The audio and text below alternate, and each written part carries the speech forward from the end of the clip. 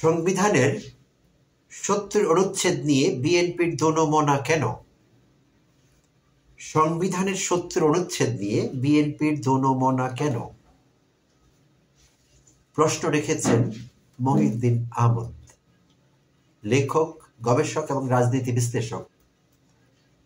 তার পরিচয় দেবার কোনো প্রয়োজন হয় না। মহিউদ্দিন আহমদ।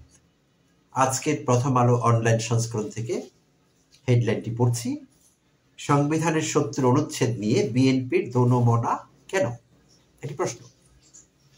এই প্রশ্ন শুধু মহিউদ্দিন আহমদের নয়, এই প্রশ্ন আমাদের সবার। তো অনেকদিন থেকেই আমরা ৭০ অনুচ্ছেদ নিয়ে কথা বলছি। রাজনৈতিক দলের লোকেরা বলছেন, সাধারণ জনতা বলছেন, সবাই আলোচনার মধ্যে কিন্তু আছে ৭০ অনুচ্ছেদ। তো দেখা যাক ৭০ অনুচ্ছেদটি আসলে কি। কোন নির্বাচনে কোন রাজনৈতিক দলের প্রার্থী রূপে মনোনীত হইয়া কোন ব্যক্তি সংসদ সদস্য নির্বাচিত হইলে তিনি যদি সংসদে উক্ত দলের বিপক্ষে ভোটদান করেন, তাহা হইলে সংসদে তাহার আসন শূন্য হইবে। ইন্টারেস্টিং। এই অনুচ্ছেদ নির্বাচিত মেম্বার অব পার্লামেন্টের এমপিদের নিজ দলের বিরুদ্ধে যৌক্তিক জায়গা থেকেও, ন্যায়সঙ্গত জায়গা থেকেও কথা বলা থামিয়ে দিচ্ছে। অর্থাৎ কোনো মেম্বার অব পার্লামেন্ট বা এমপি বা সংসদ সদস্য তার নিজ দলের বিরুদ্ধাচরণ করতে পারবেন না সংসদে। করলে সেটি অফেন্স বলে গণ্য হবে, দলীয় শৃঙ্খলা ভঙ্গের অভিযোগ আনা যাবে তার বিরুদ্ধে এবং তার আসন শূন্য হবে। বেশ ভালো রক্ষা কবচ শাসকদের জন্য। তো এইটি নিয়েই অনেকদিন ধরে কথা হচ্ছে যে ৭০ অনুচ্ছেদ কেন আছে, কেন থাকবে। তো কেউ সেটি বদলাবার চেষ্টা করেনি। সংবিধানকে অনেকবার কাটাছেঁড়া করা হয়েছে। সার্জিক্যাল অপারেশনের মাধ্যমে এর অবস্থা এমন হয়েছে যে এখন আর কোনো অপারেশন এখানে চলে না, জায়গা নেই আসলে। সংবিধানের শরীর ক্ষতবিক্ষত গত ৫৩ বছরে। তো এই ৭০ অনুচ্ছেদ মূল সংবিধানের অংশ হিসেবে গৃহীত হয় ১৯৭২ সালের ৪ নভেম্বর আর কার্যকর হয় ১৬ ডিসেম্বর ১৯৭২ থেকে। তো সেই থেকে অনেক দল ক্ষমতায় ছিল পালাক্রমে, অনেক শাসক আমাদের শাসন করেছেন। এর মধ্যে শেখ মুজিবুর রহমান, জিয়াউর রহমান, এইচ.এম. এরশাদ, খালেদা জিয়া এবং সর্বশেষ শেখ হাসিনার কথা বলতে হয়। এরা সবাই ক্ষমতায় ছিলেন পালাক্রমে। কেউ উদ্যোগ নেননি এই ৭০ অনুচ্ছেদটি পরিবর্তন করবার জন্য, কারণ তারা শাসক হিসেবে সেই নিরঙ্কুশ জায়গাটি চেয়েছেন বরাবরই। তাদের দলের কেউ যাতে তাদের উপর আঙুল তুলতে না পারে, কেউ যাতে বলতে না পারে যে আমি ডিসএগ্রি করছি এই পয়েন্টের উপর, যদিও আমার দলের সিদ্ধান্ত, বাট এইটি আমি দেশের কল্যাণ এখানে দেখছি না, তাই আমি ডিসএগ্রি করছি।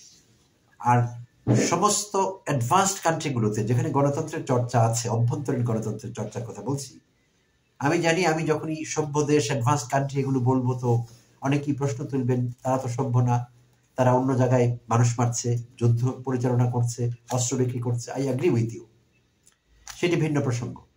বাট নিজের দেশে অভ্যন্তরীণ গণতন্ত্রের পক্ষে যদি কথা বলতে হয়, যেসব দেশে এই চর্চাগুলো আছে, সেখানে আমরা প্রতিনিয়ত দেখতে পাচ্ছি সংসদ সদস্যরা নিজ দলের সরকার প্রধান কিংবা রাষ্ট্রপ্রধানকে বলছেন, mister prime minister, mister president, you are wrong here.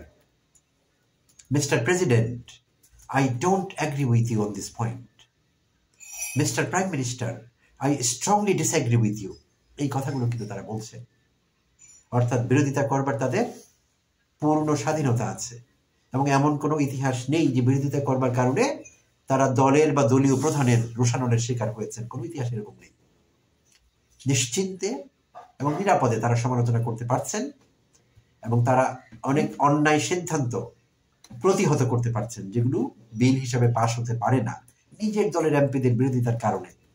অন্যরা তো বিরোধিতা করবেই, বিরোধী দলের লোকেরা, কিন্তু নিজের দলের এমপিরাও বিবেক তাড়িত হয়ে অনেক নেগেটিভ সিদ্ধান্ত, অনেক নেগেটিভ ডিসিশন তারা আটকে দিচ্ছেন।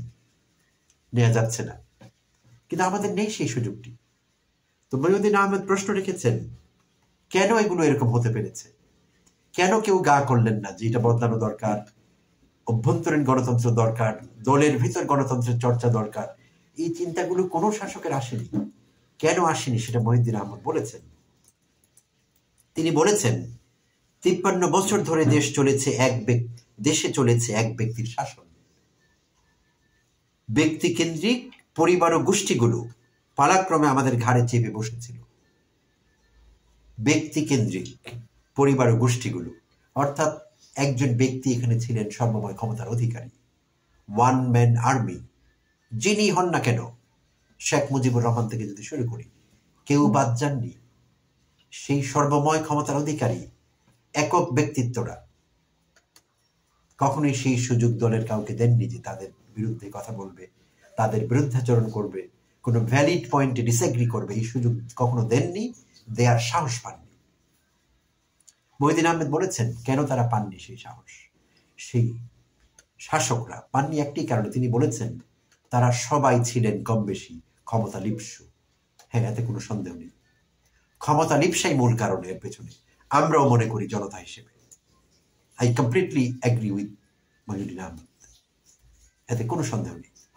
তো এখন কথা হলো, এত কথা হচ্ছে, 5 আগস্ট পরবর্তী অন্তর্বর্তীকালীন সরকারের হাত ধরে আমরা একটি পরিবর্তিত বাংলাদেশ দেখতে যাচ্ছি, এবং সেই পরিবর্তিত বাংলাদেশ গড়বার জন্য কিছু সংস্কারের কথা হচ্ছে, যে সংস্কারগুলো হওয়া দরকার। যদিও বিরোধী দলগুলো হুমকি দিচ্ছে অন্তর্বর্তীকালীন সরকারকে যে তাদের কোনো ম্যান্ডেট নেই, তারা কেন সংস্কার করবে, আমরা করব না, তারা করবে না। আমরা অতটা বোকা নই যে আপনাদের বিশ্বাস করব। কখনোই আপনাদের বিশ্বাস করতে পারিনি, কখনোই আপনারা সংস্কারে হাত দেননি, এখনো দেবেন না। এখন আপনারা ক্ষমতায় যাওয়ার জন্য তড়িঘড়ি করছেন, ক্ষমতায় গিয়ে আপনারা সব সেট করে দিবেন। No, it's not going to happen. It never happened in the past. হবে না এটি, আপনারা করবেন না, আগেও করেননি। আবার অন্তর্বর্তীকালীন সরকারকে সময়ও দিতে চাচ্ছেন না, টেনে নামাবার চেষ্টা করছেন একরকম। তো বিএনপি সম্প্রতি অনেকদিন থেকে তাদের 31 দফা নিয়ে কথা বলছে। ভালো, 31 দফার অনেক কিছুই আমাদের জন্য কল্যাণকর। বাস্তবায়ন করা গেলে, বিএনপি ক্ষমতায় আসলে সেগুলো ভালোই হবে দেশের জন্য। কিন্তু সেখানেও কিন্তু 70 অনুচ্ছেদ নিয়ে কোনো সুস্পষ্ট কথা নেই।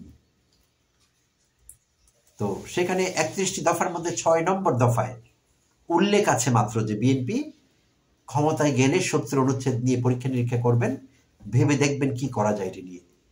কেন ভেবে দেখা কেন? এখনো এই সিদ্ধান্ত বিএনপি কেন নিতে পারেনি যে 70 অনুচ্ছেদ অগণতান্ত্রিক একটা অনুচ্ছেদ, দলের ভিতর অভ্যন্তরীণ গণতন্ত্র চর্চাকে এটা ডিসকারেজ করে, এই অনুচ্ছেদ আমরা রাখবো না। হাসিনার আমলে অনেকবার দাবি উঠেছে, বিভিন্ন দল দাবি করেছে যে এইটি বিলোপ করা হোক। হাসিনা করেনি, করবার কোনো কারণও ছিল না। একজন একনায়ক কখনোই তা করতে পারেন না, নিজের বিরুদ্ধে যায় এমন কোনো কাজ তিনি করতে পারেন না। তো বিএনপি আমাদের অনেক স্বপ্ন দেখাচ্ছে, ভালো, কিন্তু 70 অনুচ্ছেদ নিয়ে বিএনপির এই লুকু ছাপা কেন? পরিষ্কার কোনো বক্তব্য বিএনপির কাছ থেকে আসেনি কেন? কিংবা এখনো আসতে পারে কিনা আমরা অপেক্ষায় থাকলাম। 70 অনুচ্ছেদ নিয়ে নির্বাচনের আগেই আমরা বিএনপির স্ট্যান্ড কি হবে, স্টান্স কি হবে, পার্সপেক্টিভ কি হবে, আমাদের পরিষ্কার করে বলতে হবে। আমাদের জানার প্রয়োজন আছে বিভিন্ন উছিলায় 70 অনুচ্ছেদ এখনো থেকে যাবে, নাকি বিএনপি এই বিষয়ে কোনো স্পষ্ট অবস্থান নেবে? এই প্রশ্ন রেখে শেষ করছি ভিডিও। ধন্যবাদ সবাইকে, ভালো থাকবেন।